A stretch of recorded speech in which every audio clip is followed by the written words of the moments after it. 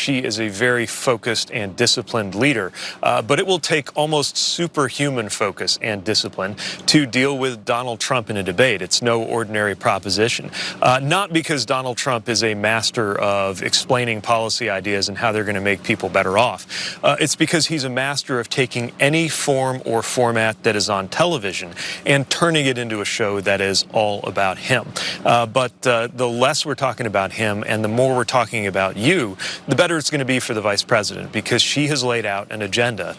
Things like making sure that our tax code is fair and protecting a woman's right to choose. That is, of course, the opposite of Donald Trump's agenda, which has been around tax cuts for the wealthy and his record of destroying the right to choose. It's, again, an extremely challenging task in the face of all of the distraction, whatever outrageous things he does and says, because they will require a response, and yet you can't allow him to change the subject from the difference between his very unpopular set of policies and record and her vision for Americans' future. So the thing about that I think is most interesting is not the strategy. I think a lot of that is true, but it's the attempting to lower the expectations for her. Like, this is the sort of game you generally see. Like, Trump does it himself, saying everybody's unfair to me, it's so mean, how could I possibly win even though I'm the best? At the same time, it's weird. But he's out there saying she has to be supernaturally focused and disciplined, when really Trump just needs to be regularly focused and disciplined to have a good chance at this. So I'm perfectly willing to be honest in these debates in terms of how likely I think it is that they'll win and whether I'm right or wrong. For the last debate, I thought Trump's really bad at debates. I thought Biden would be able to beat him. 1 minute into the debate, I was honest about what I thought was really going on. And remember, at that point, when if you were calling for Biden to step down, everyone said that that was a terrible idea. But anyway, I do think that she is likely to come out of this on top. He's not a good debater. Look, I don't think she's the best debater, but she did good against Mike Pence in 2020. And I think he's insane. I think he's less than he was 4 years ago. And so I expect that she should be able to win. And if she doesn't, I do think that's going to be at least a medium-term disaster for the race. But what do you think?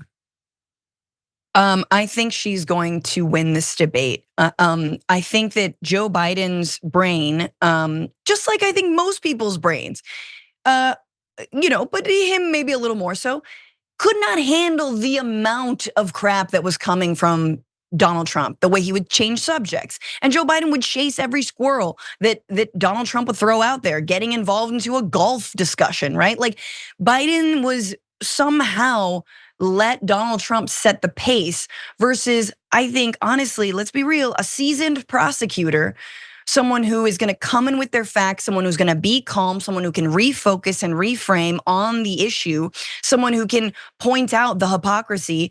I just hope that, honestly, John, I don't want her to be too collected and too cool about this. I think that's what Hillary Clinton's problem was against Donald Trump. I will focus on policy. Let's not talk about the elephant in the room, which is literally in the room next to me. Like, I really want Kamala Harris to give Americans what we have been waiting for, which is someone to tell to Donald Trump's face that he is a effing clown and he should not be anywhere near the Oval Office. Like, tell him all of the things, shine a mirror right back into his face about all of the things that he's done, all the ways he put Americans in harm's way, right? All of the ways he used his office to benefit himself. Like, I just want that moment. And John, I don't think it's gonna turn people off. I think just like when everyone loves to see blank cry, drink blank tears, whatever tears, lib tears, MAGA tears, but we wanna see a little bit of blood drawn. Yes. We wanna see a little bit of spice.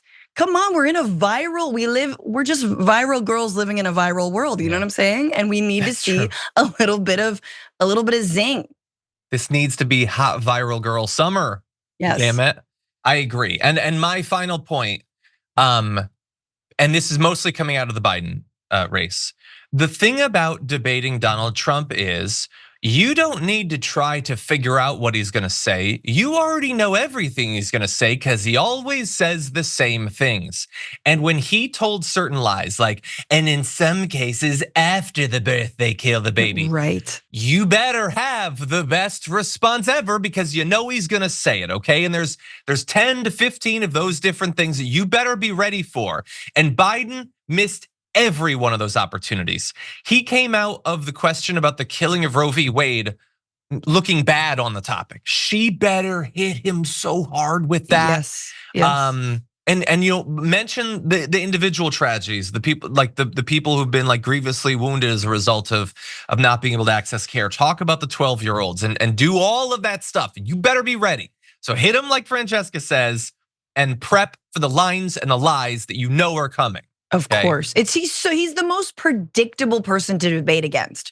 Yes. Right, John? Like the prep is super straightforward. You'd think so. You'd think so.